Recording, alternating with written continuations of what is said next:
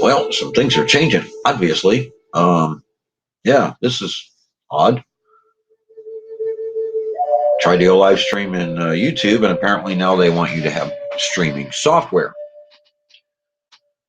Thank God you guys have all found StreamYard. Interesting. Well, some of you know I've been busy for a week. Um, did a 17 by 8 foot deck replacement, tear down and replacement. Um, no telling how old the deck was, so just a lot of work. It was fun. I mean, I like doing that kind of stuff. That's my kind of world. Um, but in the process, I had stated that I would be putting out a fungus video.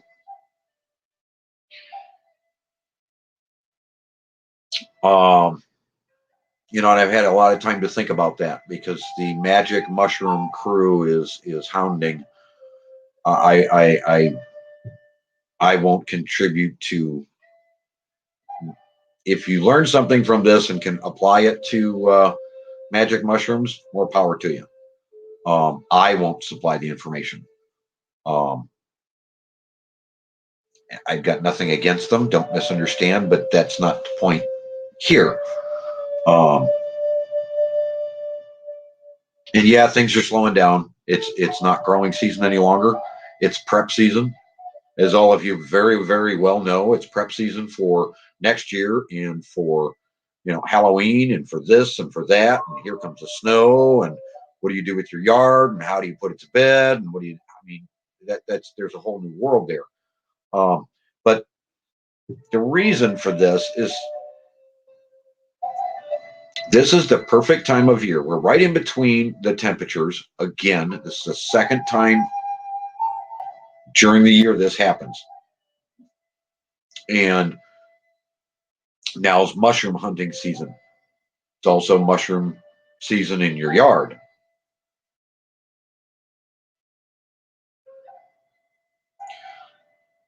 And this is what people misunderstand. And this is why I come out against fungicides, because mushrooms are a form of fungus, mold, mildew, what have you. The numbers are staggering. Okay. But you got to understand, these things are a natural process happening in your yard. They stretch a very large distance in the food web. If you've got mushrooms in your yard, you have ideal growing conditions, and the food web is growing precisely and correctly. Don't mess with it. Don't put fungicides down. You don't. There's what were the numbers? And I don't mean to. I want to be precise here. Now these measurements.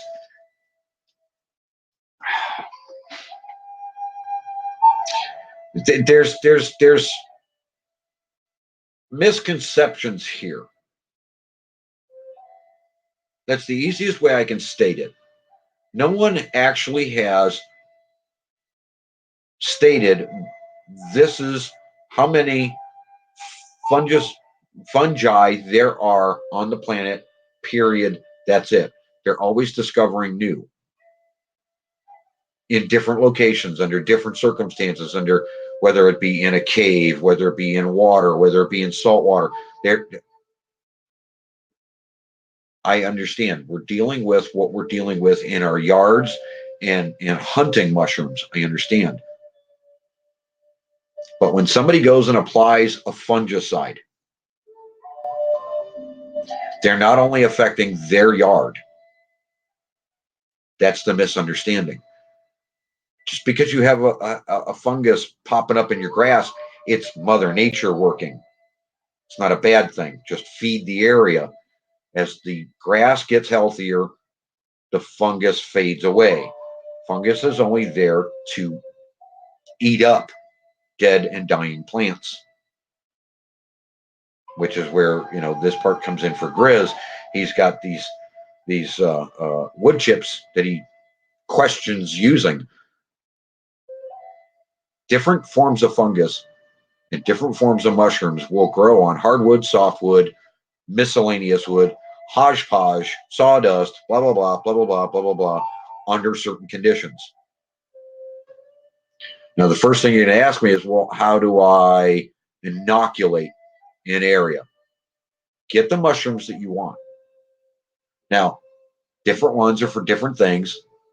Like I just said, hardwoods, softwoods, miscellaneous. Let's just look at like a whitecap mushroom, something that everybody sees. It's the little bell, the little tiny one, all edible, what have you. You basically go to the store, get the ones that are fresh. You take the cap. Underneath that cap is microscopic spores. And you put that in a blender with a little bit of warm water. Be careful, not tap water. You don't want to chlorinate. People misunderstand. There's chlorine and fluoride in tap water that will hurt you and hurt what we're trying to do here.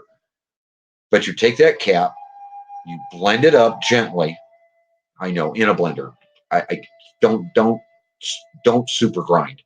We're after a microscopic seed, basically a spore, and you want to make up about a gallon of these spores, and you can do that from one or two mushroom caps. That's all it takes. There's thousands of little spores in there. People misunderstand that. So you just take that, stick it in the blender, just the cap alone. Now understand, all of the rest of the mushroom will help feed the mushroom spores. Just like an apple will help feed the apple seeds. So you stick this in a blender and you spread it in the area that you would love to see mushrooms grow. You can try all sorts of different mushrooms depending on your wood chip pile. You don't know what you're coming in contact with. Okay. At latest count, just in the fungi, fungi,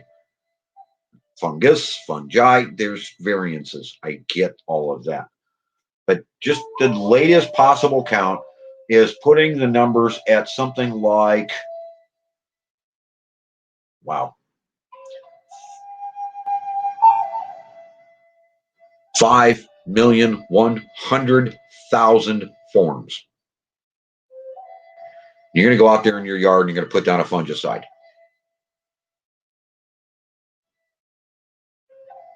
No, no.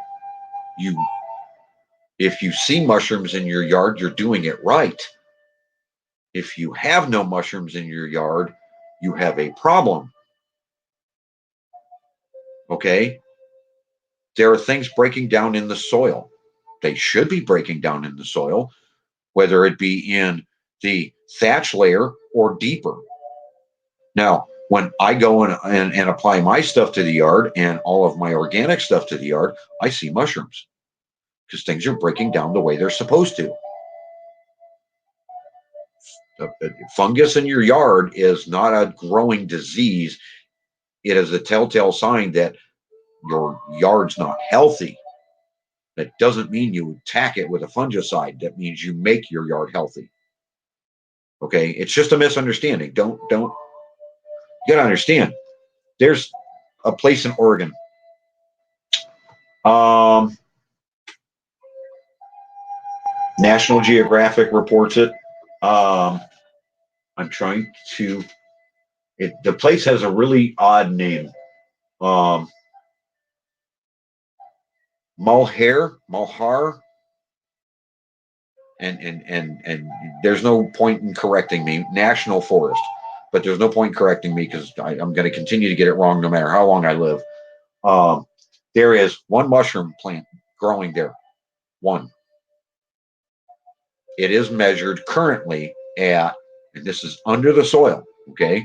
Throughout the soil, under the soil. It is currently measured as the oldest, largest mushroom at 2,385 acres. One mushroom.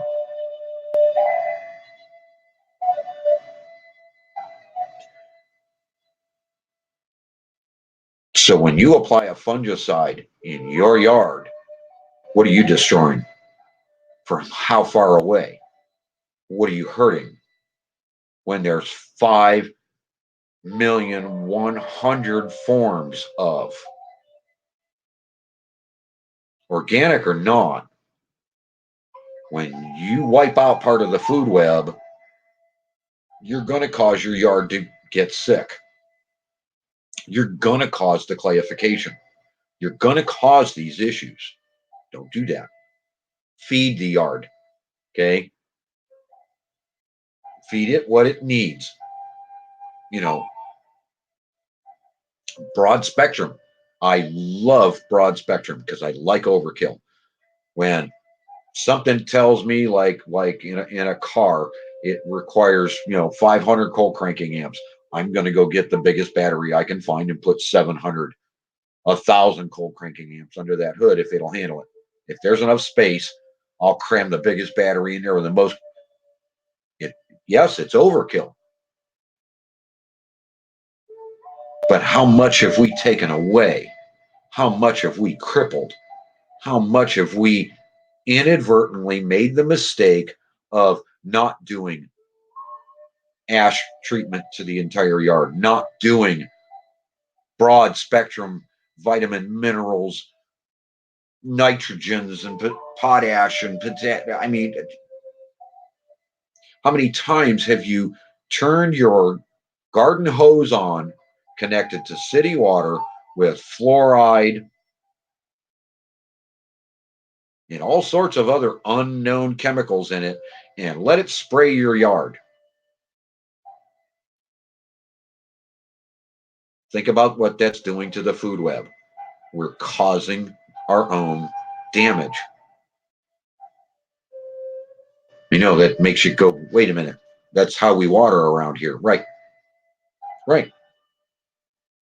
Everybody should have rain barrels around and be tapping rain barrels.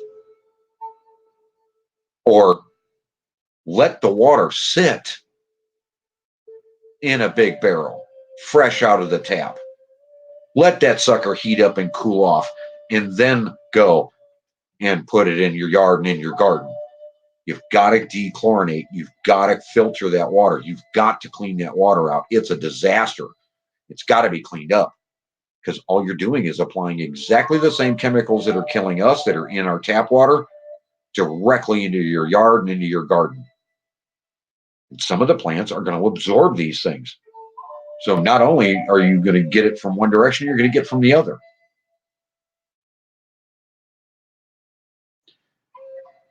The numbers are staggering. They really are. The numbers are absolutely downright staggering.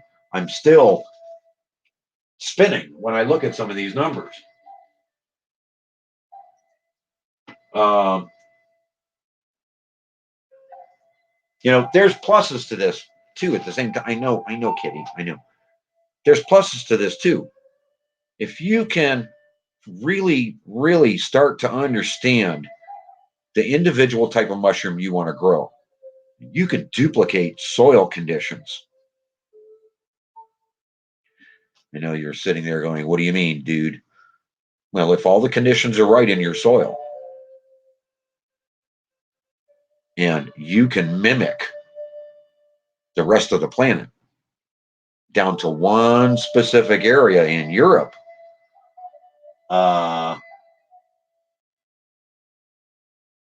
does €2,200 a pound sound for growing a mushroom in your area? Whether it be in your basement, in your backyard, whatever. Yeah, €2,200 for a pound of white truffle. Very, very unique conditions. Very unique. And they seem to only grow wild.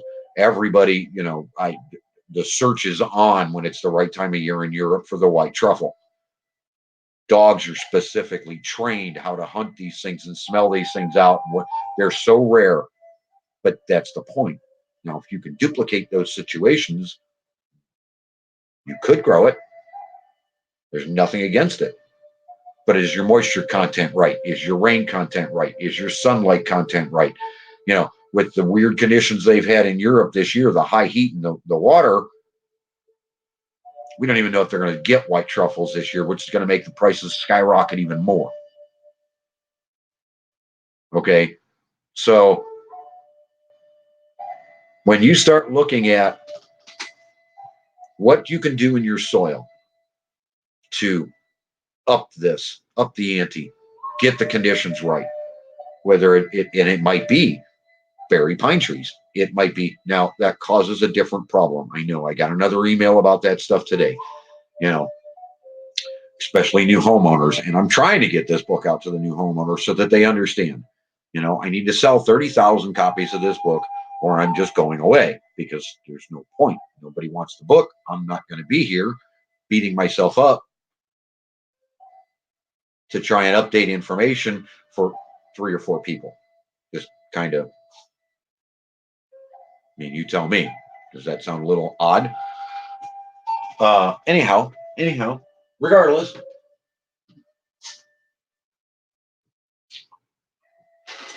you have to be careful though. Now, don't misunderstand me. You got to be careful when you start looking at soil conditions and you start looking at what would be your primaries. There's be careful.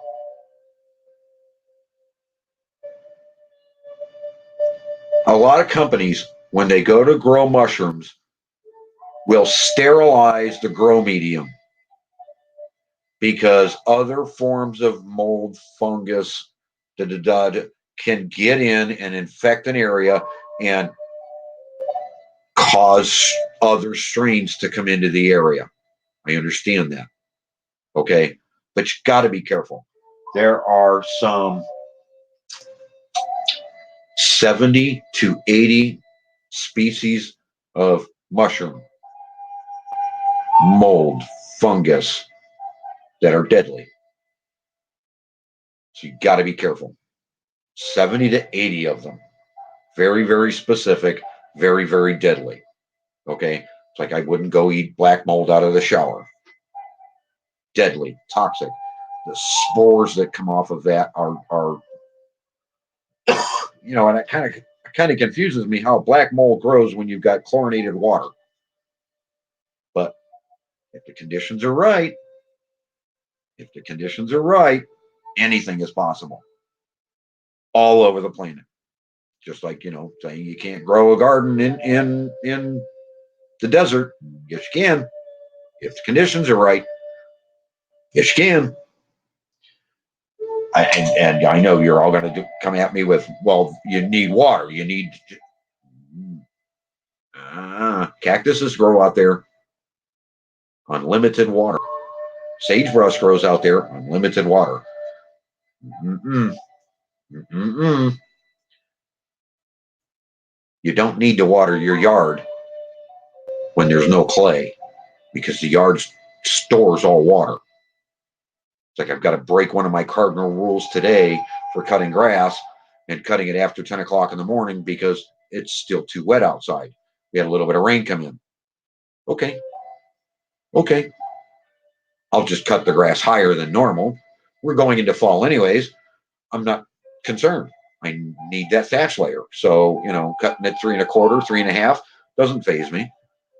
No, I'm not going to be hammering away at my yard every 3-day basis going into fall. That's not going to help the grass at all when I need to build up the thatch layer. I need thicker grass. We need to protect everything. But so be careful when you're thinking mushrooms. There's the 70 to 80 different ones that are deadly and how to identify them. I'm sure there's books out there. I'm not going to go into all of that. They are there for a reason. They are there, and understand this is the science behind mushrooms. They are there to digest dead plants, dead wood, dead this, dead that, dead the other. That's Mother Nature's cleanup crew. And you want to put a fungicide in your yard when you could potentially be affecting another fungus form associated with it 2,000 acres away. organic or not, doesn't matter. These plants, these organisms in the food web, these microorganisms go forever. So just because your yard, you don't know what you're affecting. I mean, I'll give you the final staggering number, but we're looking at, and I'm just double checking my knowledge here. We're looking at 50,000 different species of mushrooms on the planet. 50,000. They're still finding more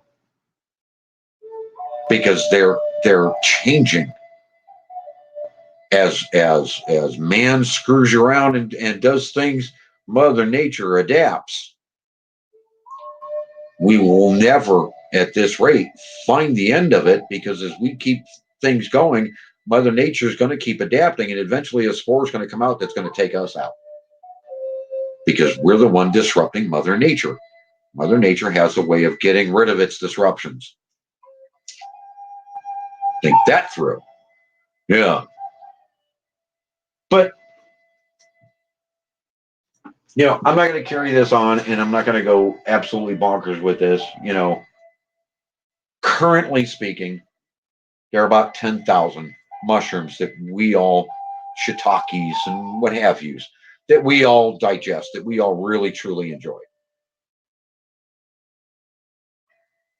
And yes, you can build the conditions in your yard or in your woods or in an area to grow very specific plants. So when you're breaking up all of your leaves this year and you're ripping down your dead branches and what have you, keep mushrooms in mind. They're a plus. They're a bonus. You may want to wood chip those suckers and put them in their own little area. You may want to trench the border of your yard and just put the wood chips in and cover it up. Now, this is where the email came from that kind of got me clustered this morning. More and more builders are burying unknown and not disclosing how deep, how much, what have you. They're selling the property, getting out of the area, and they're not legally bound to report this, and people's yards are caving in. Potential house damage, I'm sure, depending on how close these piles are. And people are asking me, what do I do? Well, you can ask the rototillers to come and try and aerate and come and try and help. But I'm sure, just like Howie would probably state himself, never remove soil from your yard. So if you dig a trench to bury something specific for a reason, like wood chips to build a mold pile, to build a mushroom pile that you want to inoculate and grow your own mushrooms particular times a year. And yes, they can overwinter. They won't be a problem. Don't remove the dirt. The dirt will recover. The dirt will eventually go back in where the pathway soil building is being utilized, and it will sink back in. Now, it's not going to sink all the way back in, of course not. But as Mother Nature works her miracles on that, whatever it is you've buried, and she goes to work, you're going to just create richer and richer pockets for the food web to feed on, to then turn around and abundantly feed your plants. So yes, if you're thinking that through for your garden, it's a plus. But it's all in what you want to think. It's all in what direction you want to go. So fungicides, bad. Don't.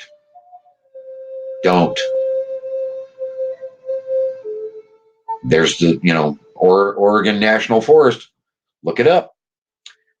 It is, and I'll end on this note with the ask that you guys get the word out. Get the word out, because I'm not going to keep going. Just 4 or 5 people. But why? Uh, and no, I'm not. Yes, I will be out there. You know where to find me to get answers to questions and what have you. And some of you have contacted me directly. I'm never going to close the door. You guys have all purchased books and what have you. But I need more. I mean, you guys want me to give you the research and the information for large size, large scale gardens and where to go there and how to do things there and what have you. Um, I can't afford this first book. How am I supposed to go build a farm and give you the answers? Right? Few of you are stepping up that don't, and those one or two of you that are there and you know who you are. I greatly appreciate it. I appreciate everything you've done to help. I really, really do. And you know I've got your back. You know if you need me, you barely need to ask, and I'm all over it. Um, and if you want to send books out and you need your book replaced, we can talk because inevitably I'd be trying to send it out to the same person that you're in contact with already. So six on one, half dozen the other. It's advertising costs. It is what it is for me. Um, but keep in mind, 2,000 acres, one mushroom organism. They are calling it the humongous fungus. Um, Arm, Armillaran, Marilla, Oystera. God only knows. Guy saw an armadillo running by when he found the thing. I don't know. I don't know. They name things for weird whatever. It's the largest mushroom on record and probably the oldest. So no fungicides. Don't care. Make your yard healthy and all the funguses go away. All of the things that you think are bothering you and bothering your will go away. Bothering your As plants get healthier, they have natural defenses. When you're healthy, you don't get sick, right? Unless, of course, you follow the CDC and go get a shot to get ready for the cold and flu season that hasn't come out yet for the creation of the flu they're going to give you. They're giving you the active strain at random so that you can spread this year's flu. If you're healthy, if you're healthy, you're not going to get the flu anyhow, so you don't need that. Fix your diet, fix the world. Let's start at the food web and work our way up. Fix it in your yard first, and let's go higher. That's what this book's about. And that's where we're going to leave off. That's where I'm going to stop because I'm just about out of wind. I'd like to light this thing and I'd like to drink some more coffee, but that's where we're at. So, yes, mushrooms, the specific ones that you would like to have, go to the grocery store. Get the fresh ones, not the canned ones. Someone thought that would work and they just created whatever. Get it in your woods. Get it in your wood.